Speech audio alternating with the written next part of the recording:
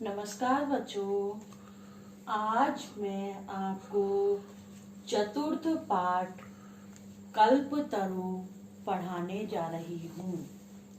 प्रस्तुत पाठ वेताल पंचविंशति, इसको आपने बेताल पचीसी के नाम से भी सुना होगा। पचीसी या पंचविंशति अर्थात 25। बेताल की 25 कहानियां इस संग्रह से लिया गया है, जिसमें मनोरंजक एवं आश्चर्यजनक घटनाओं के माध्यम से जीवन मूल्यों का निरूपण किया गया है। इस कथा में जीमूत वाहन अपने पूर्वजों के काल से घर के उद्यान में आरोपित कल्प वृक्ष से सांसारिक द्रव्यों को न मानकर, सांसारिक द्रव्य मतलब सांसारिक वस्तुएं न मांगकर संसार के प्राणियों को दुख दूर करने का वरदान मांगता है, क्योंकि धन तो पानी की लहर के समान चंचल है। केवल परोपकार ही इस संसार का सर्वोत्कृष्ट तथा चिरस्थायी तत्व है। अस्ति हिमवान नाम सर्व रत्न भूमि नगेंद्र, सभी रत्नों की भूमि हिमालय नामक पर्वतराज था। तस्य सानुपरि विभाति कंचनपुरम नाम नगरम, उसकी चोटी के ऊपर कंचनपुर नाम का नगर सुशोभित हो रहा था। तत्र जीमूत केतुरिति श्रीमान विद्याधरपति वसति स्म, वहां विद्याधरों का स्वामी जीमूत केतु रहता था।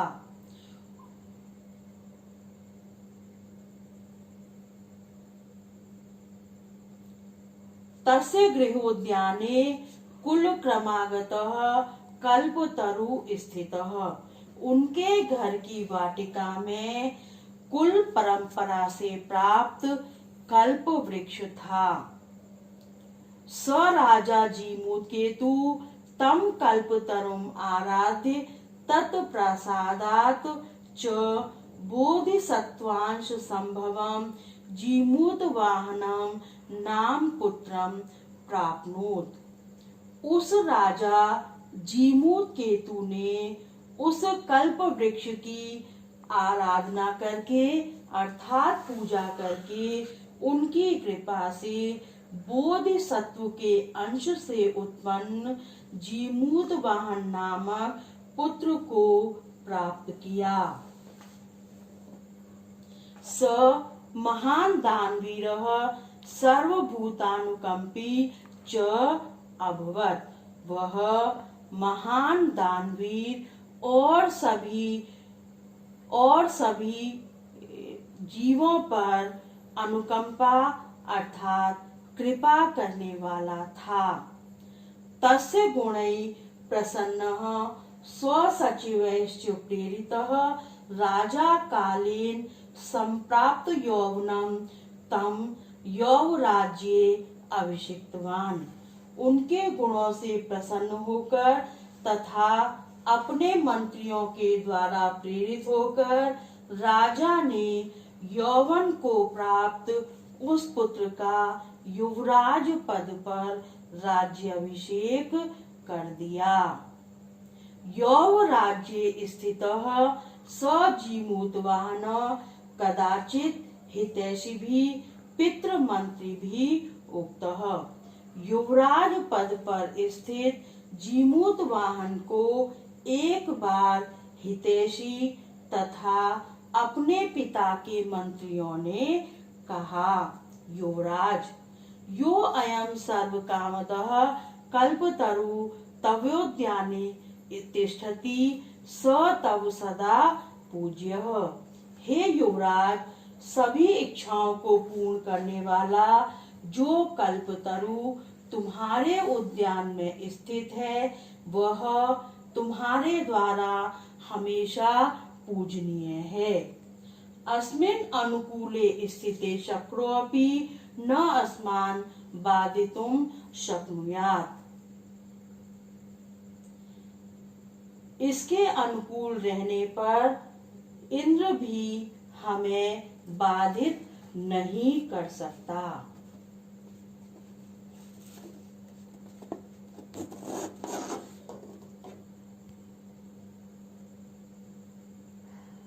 आकर्ण्येतत् जीमूत वाहन अचिंत्यत। यह सुनकर जीमूत वाहन ने मन में सोचा, अहो बत, अरे आश्चर्य है, ईदृशम अपरम पादपम प्राप्यपि पूर्वै पुरुषै अस्माकं तादृशं फलं किमपि न साधितम्, किन्तु केवलं कैश्चिदेव कृपणै कश्चिदपि अर्थो अर्थितः। इस प्रकार के देव वृक्ष को प्राप्त करके भी पूर्वजों ने वैसा कोई फल प्राप्त नहीं किया, परंतु केवल कुछ कृपण लोगों ने, कृपण अर्थात कंजूस, कुछ कृपण लोगों ने कुछ धन सिद्धि कर ली। तदम अस्मात् मनोरथ अभीष्टम साधयामि, तो मैं इससे अपना मनचाहा अभीष्ट अर्थात मनचाहा फल प्राप्त करता हूँ। एवं आलोच्य स पितुरंतिकम आगच्छत। यह सोचकर वह पिता के समीप आ गए। आगत्य च सुखम आसीनम पितरम एकांते नवेद्यत। और आकर सुख से बैठे पिता से एकांत में निवेदन किया। तात त्वं तु जानासि एव यदस्मिन् संसार सागरे आशीरम इदं सर्वं धनम बीचिवत चंचलम। हे पिता, आप तो जानते हैं कि इस संसार सागर में शरीर के साथ सभी धन लहरों के समान चंचल हैं। एकः परोपकारः एवास्मिन् संसारे अनश्वरः यो युगांत पर्यंतम यशः प्रसूते। केवल एक परोपकार ही इस संसार में अनश्वर है, अर्थात नष्ट न होने वाला है, जो युगों तक यश उत्पन्न करता है। यद अस्माभिः ईदृशः कल्पतरु किमर्थम रक्ष्यते। इस प्रकार इसकी हमने रक्षा की है, इस कल्प के वृक्ष की। इसलिए हम इस प्रकार के कल्प वृक्ष की रक्षा क्यों कर रहे हैं। यश्च पूर्वमयं मम मम इति आग्रहेण रक्षितः ते इदानीं कुत्र गता। जिनके द्वारा पहले यह मेरा है इस आग्रह से रक्षा कर रहे थे, वे अब कहाँ चले गए। तेषां कस्यामयम्, अब यह किसका है। तस्मात् परोपकारैः फल सिद्धये त्वदाज्ञया इमं कल्पपादपम आराधयामि। इसलिए परोपकार रूप एक फल की सिद्धि के लिए तुम्हारी आज्ञा से मैं इस कल्प वृक्ष की आराधना करता हूँ। अथ पित्रा तथा इति अभ्यनुज्ञातः स जीमूतवाहन कल्पतरुम् उपगम्य उवाच। इसके बाद पिता के द्वारा। ठीक है।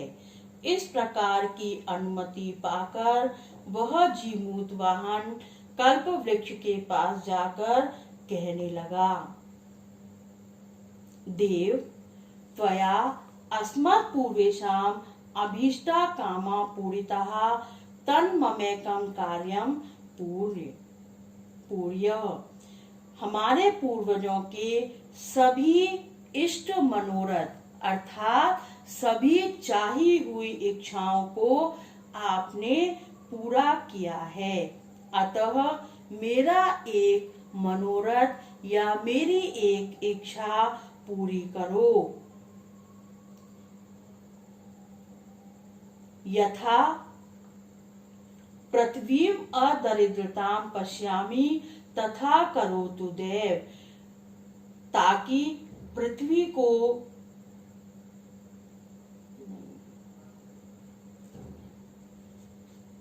यथा पृथ्वी अदरिद्रतां पश्यामि तथा करोतु देव, जिस प्रकार मैं पृथ्वी को दरिद्रता से रहित देखूं, ऐसा हे देव आप कीजिए।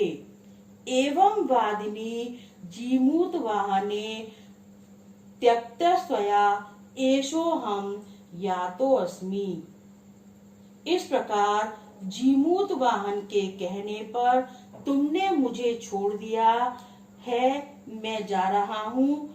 इस प्रकार की वाणी उस पेड़ से उत्पन्न हुई।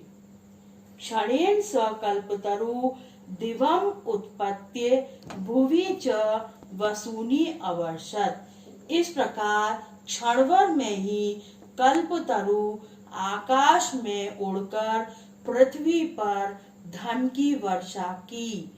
यथा न कोऽपि दुर्गत आसीत्, जिससे कोई भी पीड़ित न रहे।